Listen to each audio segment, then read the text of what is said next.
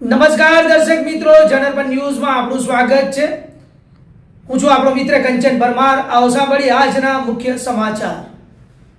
ફરસાણની દુકાનમાં ગેરકાયદેસર રીતે રાખેલ એલપીજી ગેસના સિલિન્ડર સાથે ઇસમને પકડી કાયદેસરની કાર્યવાહી કરતી મકરપુરા માણેજા ક્રોસિંગ આત્મીય 2 ટેનામેન્ટ પાસે અગ્રવાલ સ્વીટ એન્ડ નાસ્તા નામની દુકાનમાં ભવાની શંકર ઉર્ફે ભૂલો અગ્રવાલ નામનો ઇસમ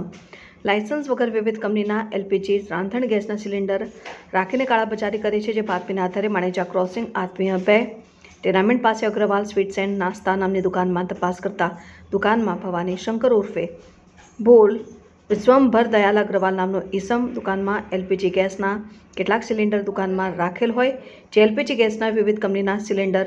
બાબતે કાગળો કે બિલ અથવા આધાર પુરાવા હોય તો રજૂ કરવા જણાવતા કોઈ સંતોષકારક જવાબ આપતા ન હોય,